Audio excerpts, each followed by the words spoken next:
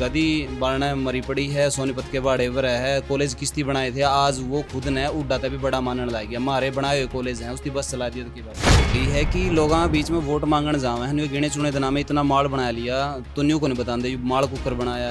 हजारों करोड़ की संपत्तियां, हजारों एकड़ जमीन कहाँ से आ गई? कौन सी थी वो? मदीने में ट्रैक्टर चलाया करते, कहाँ से आ गई? विधायक की तनख्वाह इतनी नहीं होती जितना जो वो आज उन्होंने इतनी बड़ी संपत्तियां इकट्ठी कर रखी, इतने बड़े महल बना रखे, कहाँ से आ गए उनके पास? वो मेरे से आज बेचैन इसलिए बेटे को राजा बनाना है जैसे वो राजा थे। ये उनकी उस बात की तड़प और दर्द था जो आपके बीच।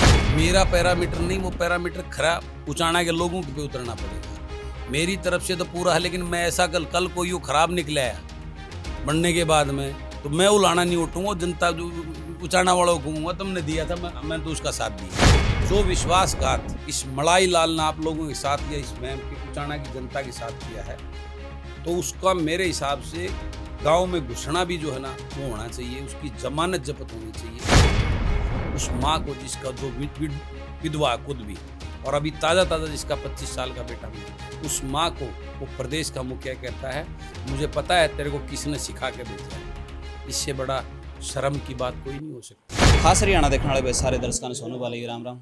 हमारे साथ में बलराज गुंडू जी हैं जो आज खटकड़ में पहुंचे हैं, और मेरे हिसाब से तो चुनावी कार्यक्रम चालू हो रहे हैं, सारी पार्टियां आगे आने लग रहे हैं, तो यहाँ पर पहुंचे हैं।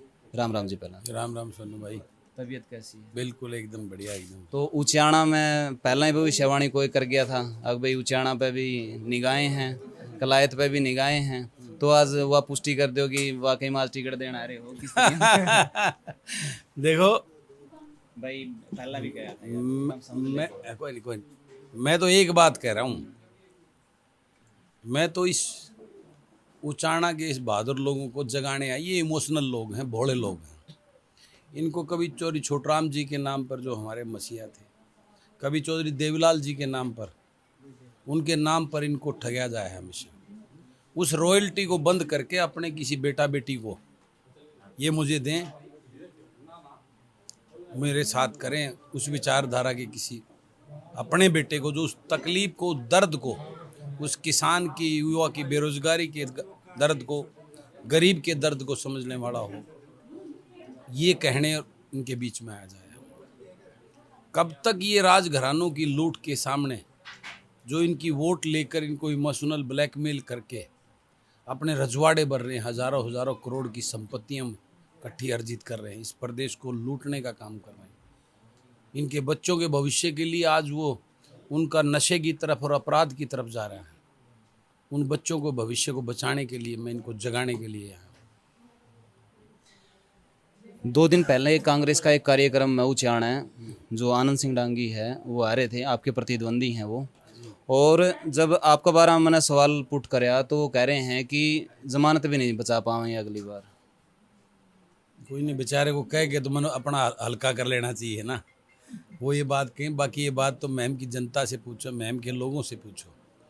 मैं वहाँ वोट के लिए नहीं उनके बीच में रहता, मैं उनका बेटा और भाई, उनका अपना बनकर उनके बीच में रहता हूँ और उनके दिलों में जगह बनाई। मैंने वोट नहीं बनाई उनकी। 20-20 हज़ार बहनें मुझे राखी बांधती हैं, इंतज़ार करती हैं उस रक्षाबंधन के दिन का। वो माताएं जो है, जो मुझे अपना बेटा मानती हैं, मैं गांव में जाता हूं तो मेरा पलके बिछा कर इंतजार करती हैं। मैं अगर 10 दिन पता ना चले उधर ना जाऊं तो उनके फ़ोन आते हैं, कहाँ है बेटा? वो बुजुर्ग जो मेरा एक उनका पता लगता है, जब मैं महम ऑफिस में जाता हूं तो वहाँ 500-400 की भीड़, जरा से पता लगने पे वहाँ बगैर बुलाए वो आते हैं। कोई काम नहीं, सिर्फ मेरे को देख कर सिर पुचकार के मेरे साथ 2 बातें करने के लिए आते हैं। मैंने ये कमाया वहाँ से। जब मैंने यह बात पूछी कि उनकी बसें चला रखी हैं, शिक्षा का स्तर वो ऊंचे लेके गए हैं, तो उनकी एक डायलॉग कराया था कि गदी बारना मरी पड़ी है, सोनीपत के बाड़े पर है, कॉलेज किस्ती बनाए थे, आज वो खुद ने उड़ाता भी बड़ा मानने लग गया। हमारे बनाए हुए कॉलेज हैं, उसकी बस चला दिया तो की बात होगी। देखिए, हुड्डा साहब हमारे बड़े हैं, आदरणीय हैं। मैंने तो कभी हुड्डा साहब से अपने आप को बड़ा नहीं, मैं तो धरातल का इंसान हूँ, एक किसान का, एक फौजी का बेटा हूँ, और मैं तो इन लोगों को जगाने के लिए, लोगों के लिए उसकी राजनीति कर रहा हूँ। मैंने तो कभी नहीं कहा हुड्डा साहब, मैं हुड्डा साहब का सम्मान करता हूँ, वो हमारे आदरणीय हैं। वो अपने जो उनकी सच्चाई जान चुके, हुड्डा साहब के नाम पे जो है ना वो अपनी राजनीति कर रहे हैं, उनके नाम पे लोगों को बरगला रहे हैं। लेकिन वो महम के लोग, उनको जब एक बार एक आईना दिख जाता है ना, दोबारा उनको जो है ना उल्लू नहीं बना सकता कोई। उन्होंने बहुत कर ली राजनीति वहाँ की। उनकी जो दुकान थी वो दुकान अब परमानेंट बंद कर देंगे। अब की बार तो वो उम्मीद लाइन में है टिकट वाली में। अब की बार वो महम के लोग वहाँ 2-4 जो मठाधीश घूम रहे हैं, एक दूसरी पार्टी का भी है, उन दोनों की दुकानें परमानेंट बंद करके जो है उनको रेस्ट पे भेज देंगे, रिटायर पूरी तरह रिटायर कर देंगे। ये महम के लोगों ने अब की बार का निर्णय। पिछली बार थोड़ा सा जो है ना उनका अभी इतनी अकल नहीं लगी, अभी थोड़ी सी उम्मीद हुड्डा साहब के नाम पे अभी जो है ना और वो उनके अंदर बची हुई वो खत्म हो जाएगी इस बार। तो एक बात और कही है कि लोग बीच में वोट मांगने जावे हैं, गिने चुने दिना में इतना माल बना लिया, तो न्यू को नहीं बता दे माल कुकर बनाया है। मैंने कोई सत्ता में नहीं बनाया। हमने 4 भाई बहन और हमारे बड़े भाई के 2 हमारे बच्चे हैं, एक हमारा भांजा है। मेरा पूरा परिवार मेरे साथ है। हम सब ने मेहनत करके, यहाँ का यो राजेश भाई भी मेरे साथ है। हमने दिन रात मेहनत करके खून पसीने से माल कमाया है। मैं ज़रा उनसे पूछना, मैं तो नहीं पूछूंगा, लोगों ने पूछ लिया बहुत। उन हज़ारों करोड़ की संपत्तियाँ, हज़ारों एकड़ ज़मीन कहाँ से आ गई, कौन सी थी वो तो मदीना में ट्रैक्टर चलाया करते, कहाँ से आ गई। विधायक की तनख्वाह इतनी नहीं होती जितना जो वो आज उन्होंने इतनी बड़ी संपत्तियां इकट्ठी कर रखी, इतने बड़े महल बना रखे, कहाँ से आ गए उनके पास। वो मेरे से पूछते हैं, मैं कोई सत्ता में रहा हूँ क्या? मैं तो मेरे नॉन पॉलिटिकल आदमी था, अपना काम धंधा करके अपना कर रहे थे। मेरे पूरे परिवार ने खून पसीने से ये चीज़ कमाई है। उनको यही नहीं पता वो सवाल क्या कर रहे हैं। लेकिन मैं वो बड़े हैं, मैं उनका बड़ा होने के नाते उनका सम्मान और आदर करता हूँ।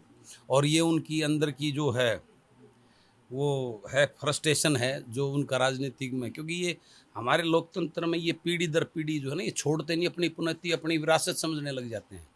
नहीं तो उनका ये था, उनको लोगों का धन्यवाद करके, लोगों को इकट्ठा करके एक अपनी विदाई पार्टी करके ये कहा कि इतने दिन आप लोगों ने मुझे मौका दिया, जैसा भी मेरे से बड़ा मैंने किया, और अब मैं आपसे विदाई दो, मुझे रिटायर करो, मैं अपना बुढ़ापा आराम से जीऊँगा। लेकिन आज उनका जो है ना मीन बेचैन इसलिए बेटे को राजा बनाना है, जैसे वो राजा करा। ये उनकी उस बात की तड़प और दर्द था जो आपके बीच में उन्होंने बोला है। ईब कितने जो विधायक आपने आइडेंटिफाई कर दिए हैं? मैंने नहीं करने, मैं तो उचाना के लोगों को, उचाना की इस जनता को बहादुर कहता हूँ, मुझे मेरे जैसा एक ढूंढ के दे दो। मैंने नहीं करना है, उचाना के लोगों ने। ऐसे ही हर हल्के में कह रहा हूँ, मैंने आइडेंटिफाई नहीं करने।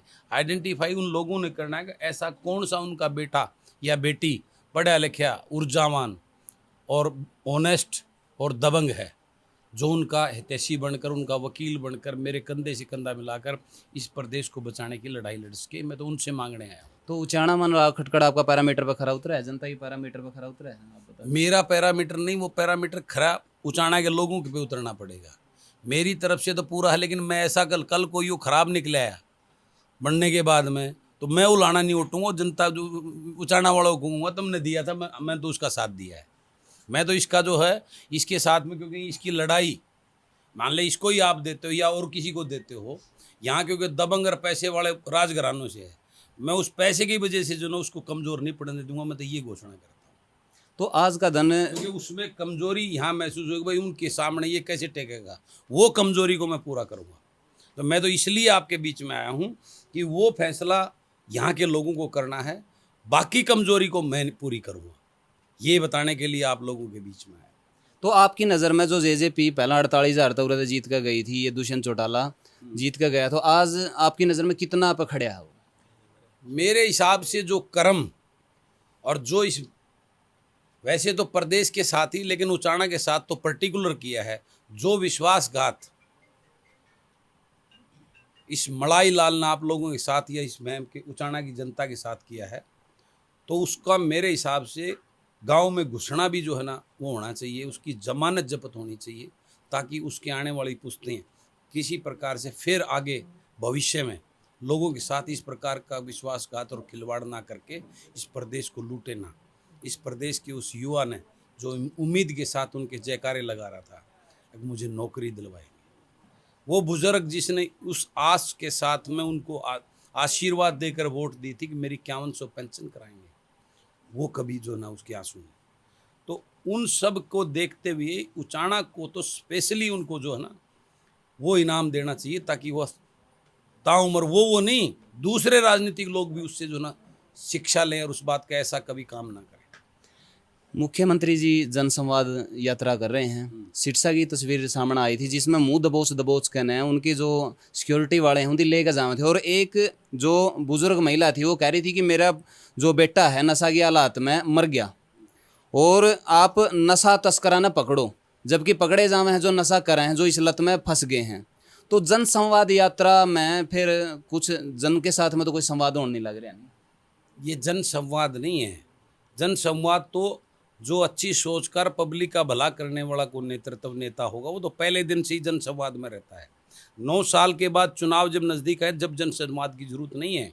जो लूट और झूठ और भ्रष्टाचार, महंगाई, बेरोजगारी जो इस प्रदेश को दी है उसका हिसाब मांग रही है दुनिया। और आपने देखे जन संवाद के अंदर भिवानी में वो आप वीडियो वायरल हुए थे, स्टार्ट किया था जहाँ से, आज में वो वायरल आपने देखे हैं जिसने बताया भाई उसको सरेआम माइक से प्रदेश का मुखिया ये कह रहा है इसको पीटो और बाहर फेंको। एक माँ उसको बोलता है जिसका बेटा, जवान बेटा, वो नशे की वजह से चला गया, वो तस्कर खुलेआम, वो मोटे पैसे दे रहे हैं इन सरकार के लोगों को, वो आज़ाद घूम रहे हैं और उस बेटा गरीब के बच्चे जो है ना उस नशे से मर रहे हैं। उस माँ को जिसका जो विधवा खुद भी और अभी ताज़ा जिसका 25 साल का बेटा मिला, उस माँ को वो प्रदेश का मुखिया कहता है मुझे पता है तेरे को किसने सिखा के भेजा है। इससे बड़ा शर्म की बात कोई नहीं हो सकती। लेकिन इस सब का जवाब देने के लिए प्रदेश की जनता उस चुनाव की डेट का इंतजार कर रही है। धन्यवाद जी, काफ़ी बातें हुई हैं, इंटरव्यू काफ़ी लंबा चला जाएगा तो इस वजह से पूरे ब्रेक देवा। आपके कुछ सवाल हो तो आप कमेंट कर सको हो, इन फ्यूचर आप ज़रूर पूछांगे आपकी भी बात। तो फिलहाल इस वीडियो ने आप रोका हाँ, मिला किसी नेक्स्ट वीडियो में, तब तक के लिए जय हिंद, वंदे मातरम, जय जवान जय किसान।